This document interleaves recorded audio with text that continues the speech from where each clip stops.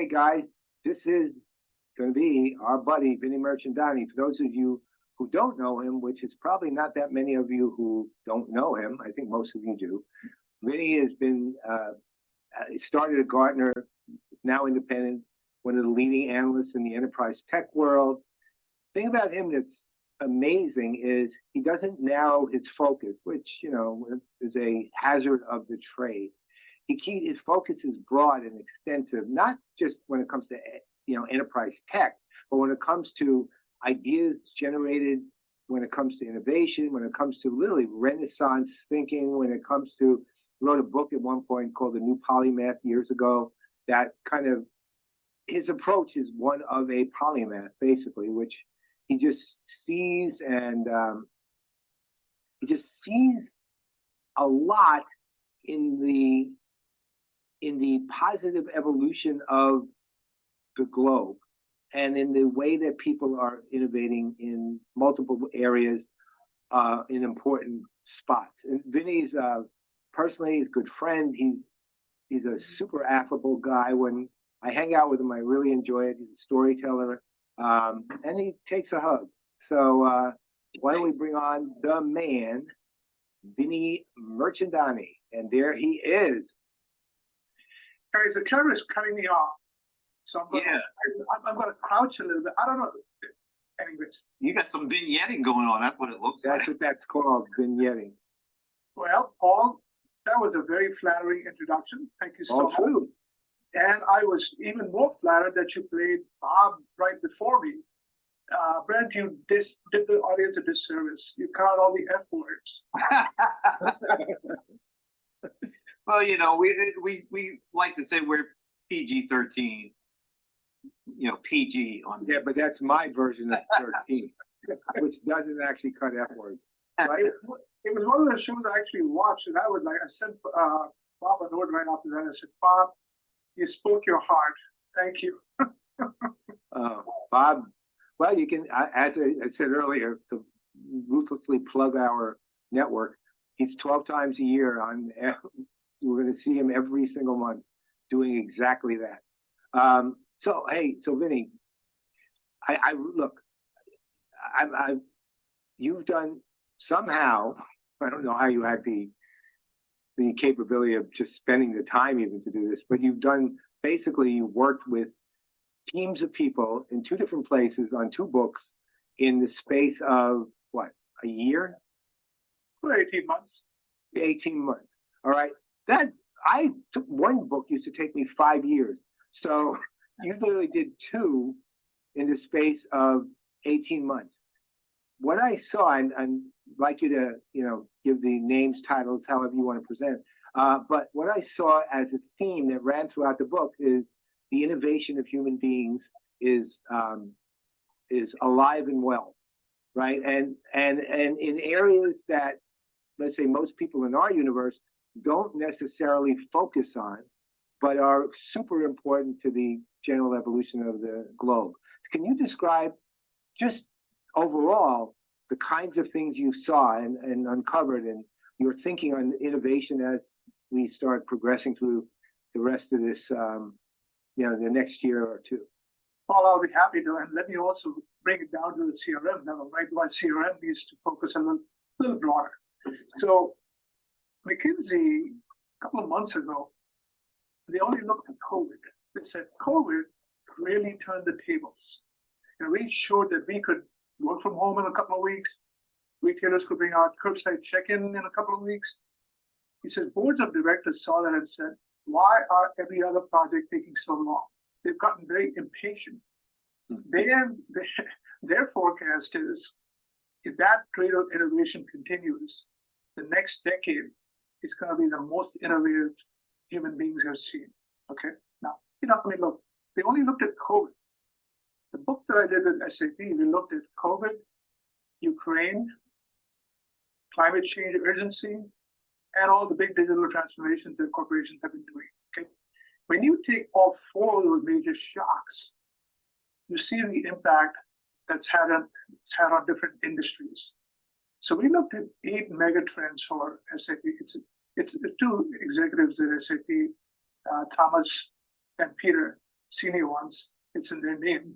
But we looked at 8 mega trends, one on energy, one on mobility, automobiles and other forms of human mobility, another one on health, one on banking finance, the whole capital markets, one on changing customer pathways. So that's the CRM side, changing supply networks, changing business models, and finally something called circular economy, how we're learning to be sustainable in design and production, et cetera, et cetera. Okay.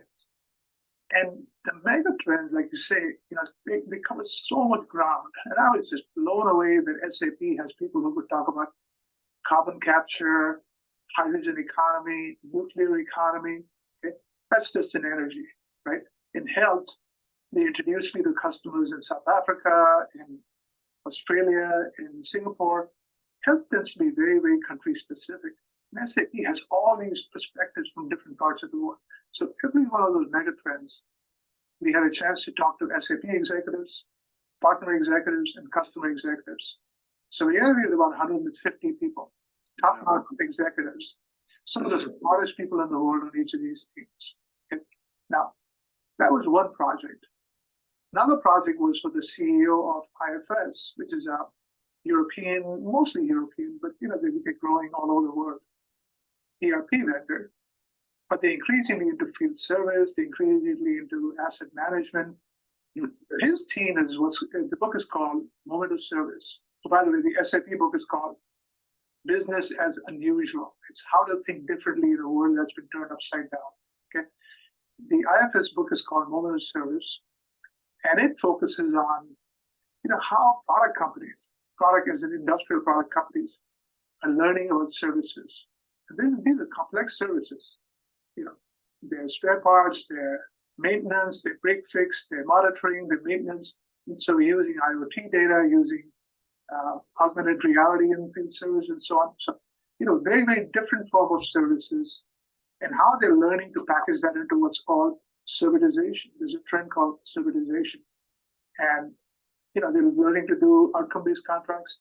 The prime example of that is Rolls-Royce engines. Rolls-Royce has been doing this for decades. They don't sell you engines anymore. They sell power by the hour. It's a completely service. Can you imagine what it takes to deliver that? They don't get paid if a plane doesn't take off. Because of that, they've had to build digital twins of every engine around the world. They can plan ahead months in advance. This engine needs to get out the wing.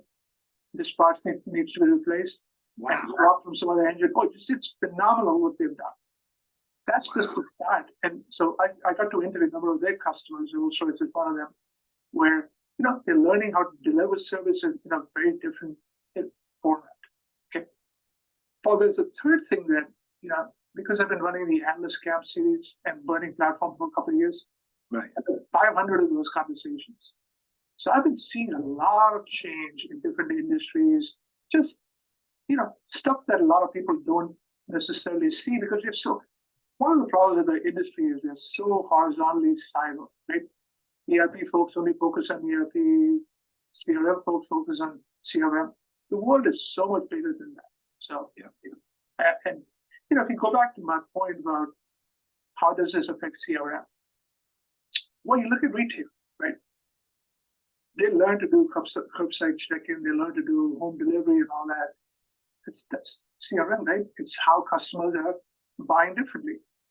On the flip side, CPG companies are taking advantage of what's called micro-fulfillment. They don't have to ship pallets anymore. They're learning to ship to a lot size of one, direct to consumer, right? So retail is being positively affected and is facing a whole bunch of competition. Healthcare, we all saw telemedicine. An executive told me that we've been trying for 20 years. We got it up to 2% of outpatient up to 20 years. Within 6 months of COVID, it was up to 50%.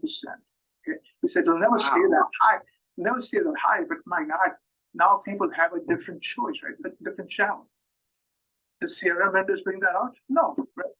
Specialist vendors brought out the telemedicine capability. You look at health, real estate. We've had virtual open houses. We've had digital mortgages emerge. So I think CRM needs to evolve to becoming much more vertically aware, and maybe even start delivering vertical functionality. So I think, that's just one aspect of CRM. In the industrial world, like I said, they're moving to servitization. There's a whole bunch of opportunity for new CPQ that packages product and maintenance and monitoring and spare parts and financing, bundles that these companies are looking for, right? To look at the whole field service as a science and as a technology. These companies are innovating like nothing else when it comes to, very skilled technicians who need to service very complex equipment. So I'm going to stop. To your point on, it's interesting you brought up CPQ, because one thing I've noticed over the last, I'll call it 3 to 6 months, is companies, the CPQ market per se, the technology market per se is small. It's really small. It's like it's $2 billion or something like that. However, what I'm beginning to see, and it's surprising, is companies that really have, that you would not have thought would be interested in CPQ are not only now interested in CPQ, but can take what they've already been doing and make a perfectly reasonable argument as to why, right? And again, these are companies that a year ago, 2 years ago, you would never, ever have envisioned them having the slightest interest in it. Now it's multiple companies I'm seeing that. So it kind of goes to your point that, as these things are evolving, companies, they're not just hopping on a bandwagon, they're trying to figure out how to do something effective with it. And so tell me this though, if you're looking at, what was kind of your greatest of taking both books combined here? I know this is really kind of difficult question, but what was your greatest, like, wow, I cannot believe that's actually being done? I can't tell you just one. Let me give you a couple examples. Right? Couple words. Recycling. We think of recycling. So one of the chapters, circular economy, looked at plastics. What are we doing on recycling plastics? Well, we think of, the guys come every twice a week and take our recycling bins and go through the plastic recycling process, right? They shred the plastic and so on. Well, Eastman, which is a chemical company, one of the Kodak spinoffs. Yeah, Eastman Kodak, yeah. They're doing molecular recycling. What? It's a chemistry-based solution. It can be done over and over again. Plastic can be recycled over and over again. It removes colors. It's a much more sophisticated form of recycling. So that is just one example. Electrical vehicles. SAP in Waldorf has 600 charging stations. Talking to the fleet manager was fascinating. What did you have to do? What did you have to negotiate with your utility to make sure you had enough power? Just what did you have to do? You just service 600, right? Our cities don't have that much. This one company has that. What are some of the billing issues with people, roaming charges? People come to your area, they don't have a credit card payment. So just two examples. Over and over again, I heard examples of next generation stuff. That's astounding. Brent, I have something. No, I just totally off. All right, I'm just curious. Yeah, I'm just curious. Or if you have one that follows up, do that. Then I got. Yeah, I'll do that. Well, you go ahead and I'll follow up with you. No, mine is more about, you said you've done about 500 of these interviews, and I know you've been using video quite a bit over the last couple of years. How did that change your kind of approach to the work you do? Well, let me tell you how it affected the book for you, right? I am now helping SAP publicize the book, and I'm doing video blogs that include interviews from the 150 that I did for them. Okay, so right there, 2 years ago, we couldn't think about that. I used to do excerpts from the book. Now I'm able to include 2 or 3 minute interviews from so the people who read the book can actually go back and see, oh, okay, this is what this guy looks like. You know, there's a connectivity that we couldn't bring out in a book ever before. That's just one example, right? What I've learned because I've been, because I coach them on what to present on, just the amazing amount of vertical opportunity there is out there. And actually, when you look at people like Salesforce, look at people like IFS, SAP, obviously, it's amazing what they're doing in different industries. So, Brett, long answer to your question. All right. So one last question, but then after that, I'd like to get the information for the book. Okay. So look, I'm guessing you're kind of looking, in addition to current state of, innovation in all these areas, the 8 megatrends are all, from what you described, pretty much vertical areas for the most part. How are you looking? I'm assuming you looked at a couple of years also in addition, meaning looked at the present, looked at a couple of years out. Of all the, let's call it, industries that you looked at, which industries do you see the longest term, like, leadership in innovation that will have a more global impact than just the industry itself? I would say energy, probably, given the challenges they're facing this year. And, obviously there's a lot of innovation coming from wind and solar. But my God, I was blown away. I interviewed 2 or 3 CEOs in the oil sector. The stuff they're doing with next generation hydrogen fuel, carbon capture, next generation aviation fuel. They're going through I call it the tobacco industry of the 21st century. They're going through a very negative PR phase. My God, they're innovating like crazy. Okay, and if they just took away the evil moniker and gave them a fair shot, I think we'd see they're doing a lot of really interesting things. So I think energy societal impact is going to be huge for the next few years. Health, same thing. I mean, some of the stuff that's going on in health, next generation, mRNA, the cold chain logistics of distribution of pharmaceuticals and so on. Just pretty impressive stuff going on. Oh, automobile, or the whole mobility sector, the whole transition to electrical vehicles. Scary the amount of innovation, especially coming out of Germany and China. Still don't have one yet. We are so behind, Paul. I know. I'm driving a car from 2014, right? So, and it definitely wasn't electrical. But I'm not driving it enough. I'm literally not driving it enough and using enough gas to have any environmental impact whatsoever. Right? That's how little I drive it. Jay, for the next few years, they're going to be safer driving that. Trying to find a charging station when you're desperate. I know. Amen. All right, Vinnie, to close. So tell us where we can get the books. The other thing I would ask you, by the way, is after this, send me the links and stuff and we'll get it up on the site. So, but tell us where to get the books. Well, you can get the SAP book on Amazon and SAP Press. It's called Business as Unusual with SAP.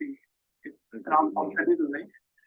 IFS distributed some of their copies at the user conference, but I still don't know when they're going to release it on Amazon.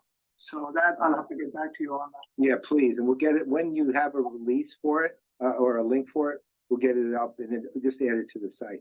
I may even get you a copy. I would love it. Brent doesn't like to read. Brent likes to video people. I'm actually just looking up the book right now. I have SAP 3.0.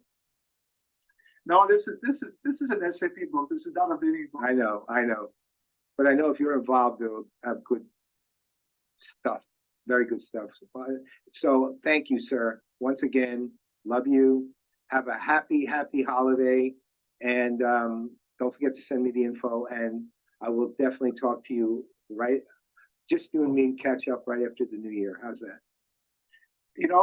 Paul, again, thank you. And Brent, thank you. And Paul, you were very generous as usual.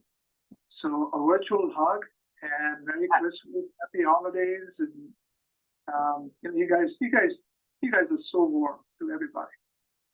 Well, right now I'm really hot in this Please, Uh, burning me up. Stay warm considering there's a bomb flown about to hit us. Yeah, I know. So with that light behind you, I don't know how you stay cool. Oh, Light isn't even on. It just looked that was like it. that on. Believe me, there's 8 other lights on in both our rooms. 2 here, I got 2 here. And cannot wait to see Bob on the show. Hopefully unfiltered. Hopefully you want. Oh, people- no, it's always unfiltered. There's no, we I don't do think not we can have, filter 'em. no. Nothing will stop We us. wouldn't want to anyway.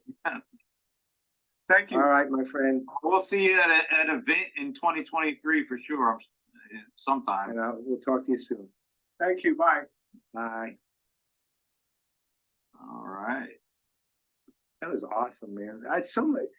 What I like about Vinny always, he sees so many things, and his curiosity is just, the range of his curiosity is so astounding. I love it.